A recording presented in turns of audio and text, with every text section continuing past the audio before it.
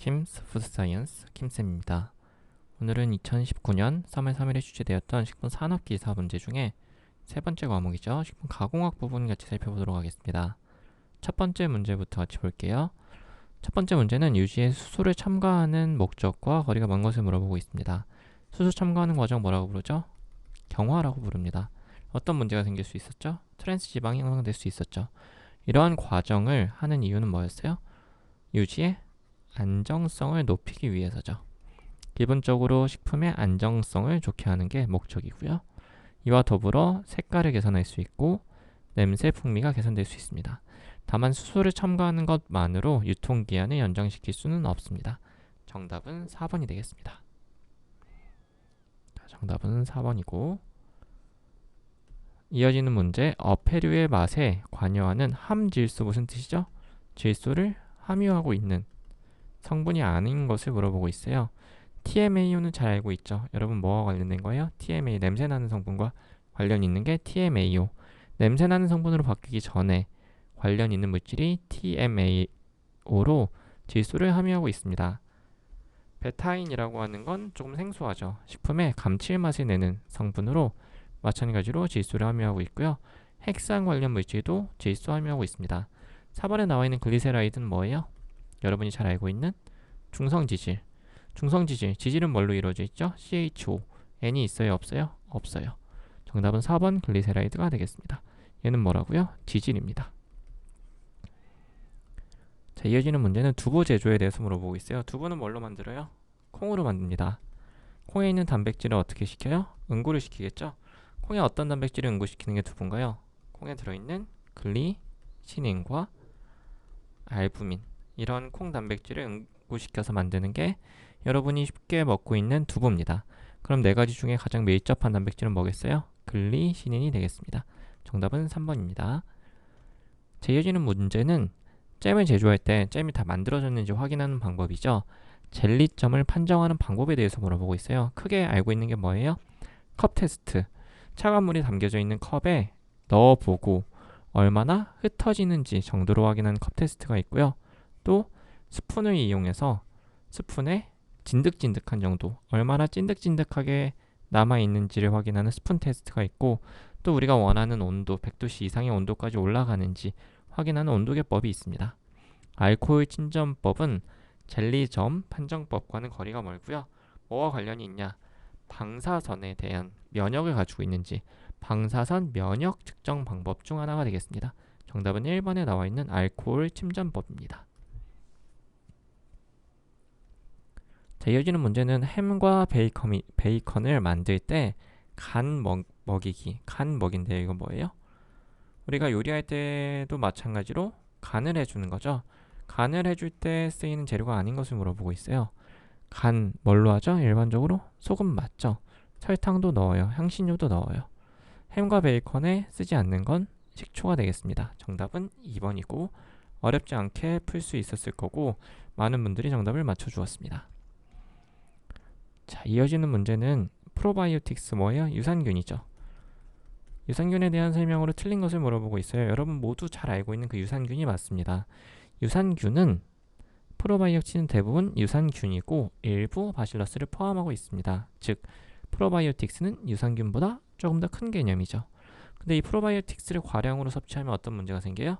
어떤 미생물은 가스를 발생시킬 수 있습니다. 그러면 복부에 가스가 많이 차겠죠. 따라서 이런 유산균이어도 프로바이오틱스도 너무 많이 먹으면, 특히 헤테로 퍼멘테이션 하는 균주를 많이 먹으면 설사가 유발될 수 있습니다. 유산균을 먹으면 뭐를 생성하겠어요? 젖산을 생성하면서 장내 환경을 어떤 환경으로 바꿔줄까요? 약산성이나 산성 환경으로 바꿔주겠습니다. 따라서 정답은 3번이 될 거고요. 이런 프로바이오틱스가 기능을 하려면 엄청 많은 수가 필요해요. CFU가 뭔지 잘 알고 계시죠? 식품 미생물 시간에 잘 배웠을 거예요. 10의 8승에서 10의 10승이니까 약 8에서 10 로그 CFU 정도가 있어야 우리 장에 들어가서 기능을 할 수 있다고 알려져 있습니다. 정답은 3번이 되겠습니다. 자, 이어지는 문제는 어렵지 않았어요. 정답률이 80%를 넘기는데 왜 어렵지 않았냐? 여러분이 늘상 보는 겁니다. 식품 등의 표시 기준에서 항상 제조일과 더불어 제조 시간을 표시하는 제품이 뭔가요? 여러분 편의점 가면은 쉽게 볼 수 있는 게 뭐가 있어요? 도시락. 도시락엔 뭐가 써 있어요? 제조일도 써 있지만 제조 시간이 항상 써 있습니다. 도시락뿐만 아니고 김밥 같은 것도 써 있죠. 정답은 네 가지 중에 도시락이 되겠습니다. 자, 이어지는 문제는 식품을 포장하는 목적을 물어보고 있어요. 식품 포장을 왜 하죠? 기본적으로 취급을 편리하게 하기 위해서. 우리가 식품을 그냥 가져가기가 어렵겠죠. 포장된 채로 가져가기 편하게 하기 위해서. 그리고 가치를 향상시키죠. 또 변폐를 막아줍니다. 주변 환경으로부터 물리적으로 벽을 쌓아주는 게 식품의 포장이죠. 다만 포장한다고 내용물의 맛이 변화되나요? 그렇지 않습니다. 내용물의 맛은 그대로 유지를 해야겠죠. 어렵지 않은 문제였습니다. 이런 문제에서 실수하시면 안 되겠습니다. 자, 이어지는 문제는 장류의 원료로 물어보고 있어요. 장류는 뭐가 있죠? 된장, 고추장 이런 게 장류죠. 그 중에서 된장용으로 쓰는 쌀은 찹쌀보다는 맵쌀이 좋습니다. 오래된 쌀이 좋고, 또 이 된장을 만들 때 쓰이는 보리는 겨층을 제거하는 걸 사용하는 게 맞습니다. 정답은 2번이고요. 또 된장용 소금은 3, 4등급에서 구우면 딱 봐도 좋지 않은 소금이죠. 이런 소금을 쓰는 것보단 천일염은 등급이 어떻게 나누어져 있냐면 1에서 3등급으로 나누어져 있습니다. 이런 천일염을 쓰는 게 바람직할 거고, 장류용 물은 불순물이 많으면 안 되겠죠. 순수한 물을 쓰는 게 좋을 겁니다. 정답은 2번. 장류용 보리는 겨층을 제거해서 도정한 것을 사용하는 게 좋습니다. 자, 이어지는 문제는 면 제조 시 사용하는 견수를 물어보고 있어요. 견수는 알칼리를 포함한 물입니다. 알칼리성 물인데, 이 견수를 사용하는 이유는 기본적으로 우리 짜장면 먹으면 어떻게 돼요? 노란색을 띠죠. 또 이 짜장면에 특이한 풍미를 부여해 줍니다. 미 녹말에 노화를 촉진하면 안 되겠죠. 노화를 촉진하면 쫀득쫀득하지가 않겠죠. 면을 쫄깃쫄깃하게 만들어주기 때문에 노화를 촉진한다는 게 틀린 설명이 되겠습니다. 자, 이어지는 설명은 비중계에 대해서 물어보고 있어요. 어떤 식품의 비중을 측정하는 거죠. 이 비중을 측정하는 여러 방법이 있는데, 여러 기계가 있는데 각각 살펴보도록 하겠습니다. 디지털을 이용하는 디지털 비중계는 간편하게 비중을 측정할 수 있는 장점이 있죠. 자, 그리고 2번과 4번에 나와 있는 보호매개라는 게 굉장히 생소할 거예요. 보호매개라는 건 뭐냐면 보험의 비중계라고 생각하시면 됩니다. 보험의 비중계. 보험에는 사람의 이름이에요. 사람의 이름을 따서 보험의 비중계는 두 가지 종류가 있습니다. 물보다 가벼운 액체 사용하는 경보가 있고요. 가벼운 거. 물보다 무거운 액체 사용하는 무거운 게 있습니다. 둘 다 맞는 설명이겠죠. 브릭스 비중계는 뭐겠어요? 브릭스는 뭐에 쓰는 거예요? 당도 측정할 때 쓰는 거죠. 브릭스 비중계는 당도를 통해서 비중을 측정하는 게 브릭스 비중계가 되겠습니다. 정답은 3번이 되겠습니다.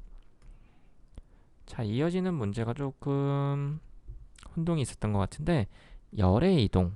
열의 이동은 뭐예요? 온도를 높이거나 낮추거나, 또 물질의 이동 원리가 동시에 적용되는 단위 조작이 아닌 것을 물어보고 있습니다. 건조는 어때요? 물질의 이동이 일어나죠. 뭐에? 수분의 이동이 일어나고요. 열의 이동이 일어날 수 있습니다. 열을 통해서 건조를 시키면. 농축도 마찬가지죠. 수분과 그리고 열의 이동이 생길 수 있고요. 증류도 마찬가지입니다. 포장의 경우 열 이동과 물질 이동이 일어난다고 보기가 어렵겠습니다. 자, 다만 건조와 농축, 증류는 어떤 방법을 통해서 건조하느냐, 농축하느냐, 증류하느냐에 따라 조금 차이는 있을 수 있을 거예요. 일반적으로 봤을 땐 포장에 있어서 열의 이동과 물질의 이동이 일어난다고 보기는 어렵겠습니다. 정답은 4번으로 생각이 되고, 혹시 이와 관련해서 다른 답을 알고 계시면 밑에 나와 있는 것처럼 다시 한번 확인해 주시면 좋을 것 같습니다. 자, 이어지는 문제는 달걀 가공품에 대해서 물어보고 있습니다. 달걀을 여러 가지 형태로 가공할 수 있는데, 기본적으로 액란은 옆에 나와 있듯이 리퀴드 에그입니다. 즉 액상으로 모은 거예요. 전란액은 노른자와 흰자를 다 모아준 거고요. 전체를 다 모아준 거고, 난백은 뭐예요? 흰자만 모아준 거. 난황은 노른자만 모아준 겁니다.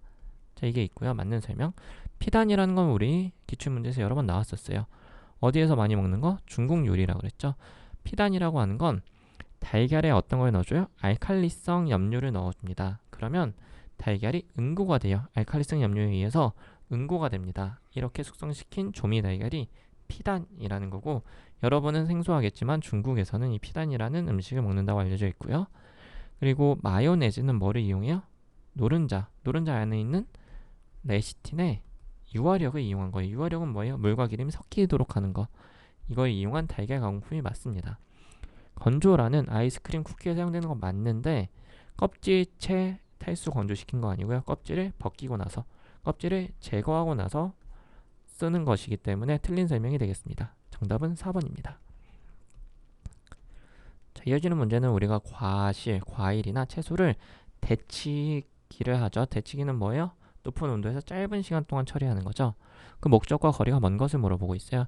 데치기의 목적은 뭐예요? 기본적으로 박피를, 껍질을 쉽게 벗기게 하기 위해서, 또 뭐를 해요? 변색과 변질을 방지하죠. 뭐를 통해서? 효소를 불활성화시키면서, 또 가열살균 시 부피가 줄어드는 걸 방지합니다. 미리 한번 부피를 줄게 함으로써 추후에 가열살균할 때 부피가 줄어드는 걸 방지하는 거 맞아요. 다만 데치기를 함으로써 맛과 조직감이 좋다는 건 틀린 설명이 되겠습니다. 정답은 2번이 되겠습니다.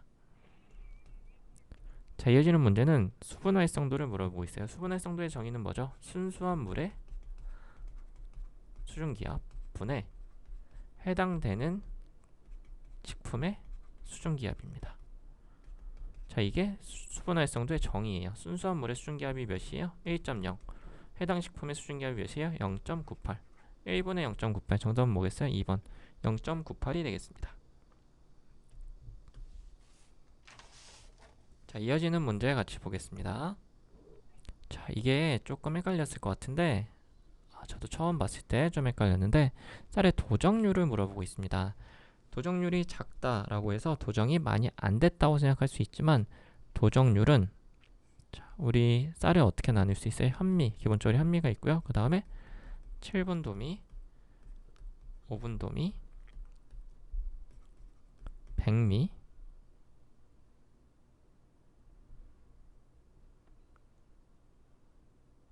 그리고 주조미가 있습니다. 자, 이게 거꾸로 됐네요. 5분 도미, 7분 도미, 백미, 주조미가 있습니다. 자, 이때 도정이 많이 된 건 뭐예요? 백미가 도정이 많이 된 거고 현미는 도정이 많이 안 된 거죠. 근데 도정률을 기준으로 살펴봅니다. 도정률의 경우에 현미가 100이에요. 현미가 100이고 5분 도미의 경우에 몇이겠어요? 5분 도미는 96, 7, 백미의 경우에는 92, 그리고 주조미의 경우엔 75 이하입니다. 자, 따라서 도정률이 작은 것부터 순서를 나타내면 어떤 거가 되겠어요? 주조미가 가장 작고요. 75 이하, 그 다음 백미 92, 5분 도미 96, 현미 100이 되겠습니다. 정답은 1번이 되겠습니다. 도정률과 도정이 많이 된 걸 헷갈리지 않게 잘 기억하시면 좋을 것 같습니다. 자, 이어지는 문제는 우유의 지방 정량법을 물어보고 있어요. 지방을 정량하는 방법은 여러 가지 방법이 있습니다. 여러분이 많이 들어봤을 거버법, 박콕법 또는 박콕변법도 있고요. 뢰제, 고트리법도 있습니다. 이번에 나와 있는 케달법 많이 들어봤죠? 근데 이거 뭐예요? 지방 정량법 아니죠? 단백질 정량법입니다. 단백질을 정량하는 방법이었어요. 정답은 2번 케달법은 지방 정량법이 아니고 단백질 정량법에 해당이 되겠습니다. 자, 이어지는 문제는 염장. 염장은 뭐예요? 소금을 넣어서 절이는 거죠. 삼투작용에 대한 설명으로 틀린 걸 물어보고 있습니다. 우선 기본적으로 삼투압 차에 의해서 침투와 확산두 작용이 일어나죠. 맞는 설명. 높은 삼투압에 의해서 미생물 세포에 데미지가 일어날 수 있고요. 이에 따라서 수분 활성도가 낮아집니다. 수분 활성도가 낮아지니까 미생물 생육 억제 효과가 있습니다. 맞는 설명. 소금에 의해서 식품의 보수성, 수분을 가지고 있는 성질이 좋아지나요? 아니죠. 오히려 수분이 빠져나갑니다. 따라서 정답은 3번이 되겠습니다. 자, 이어지는 문제는 고형분 함량이 50%인 식품 5kg를 농축했대요. 계산 문제여서 좀 어려울 수 있는데 어떻게 식을 세우는지 위주로 잘 보시면 좋을 것 같습니다. 이걸 고형분 함량 80%로 만들려고 한대요. 이 문제가 있을 때 우선 50%니까 고형분 함량 그럼 이거 몇 킬로인지 계산을 해볼게요.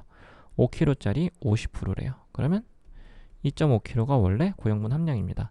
근데 얘를 고형분 함량 80%로 바꾸고 싶대요. 이때 물을 제거해야겠죠. 고형분을 늘리는 게 아니고 물을 제거해야 돼요. 그러면 전체 식품의 킬로그램이 낮아져야겠죠. 얼마나 낮아지는지 계산을 해볼게요. 만약에 전체 식품의 킬로그램이 x라고 해볼게요. x분의 고형분은 그대로 있죠. 2.5kg가 있습니다. 2.5를 했더니 고형분 함량이 몇 프로예요? 80%. 이게 몇이어야 돼요? 0.8이 돼야 됩니다. 자, 이렇게 놓고 x를 구해볼게요. 그럼 x는 몇이죠? 계산을 해보시면 x가 3.125가 됩니다. 그러면 전체 물을 제거하고 나서 식품의 무게가 3.125가 되는데요. 원래 5kg였어요. 3.125가 되려면 몇을 빼줘야 돼요? 1.875를 빼줘야겠습니다. 정답은 4번. 1.875만큼의 물을 제거해줘야 식품의 전체 무게가 3.125kg이 되고 그때 고형분의 함량이 80%가 되겠습니다. 자, 마지막 문제입니다. 유지의 추출 용제로 적당하지 않은 것을 물어보고 있어요. 우리 유지 지방성분은 뭘로 추출해내죠? 유기용매로 추출해냅니다.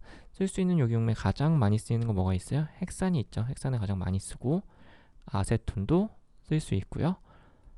CCl4도 쓸 수 있습니다. 다만 HCl은 뭐예요?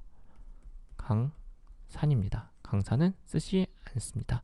정답은 3번 HCl 염산 강산의 한 종류죠. 염산은 쓰지 않습니다. 정답은 3번이 되겠습니다. 자, 이렇게 2019년 3월 3일에 출시되었던 식품 산업기사 문제 중에 식품 가공학 부분 같이 살펴보았습니다. 혹시 조금 헷갈렸거나 아니면 더 부연 설명이 필요한 부분이 있으면 언제든지 댓글이나 메일로 문의 주시기 바랍니다. 오늘은 여기까지 하겠습니다.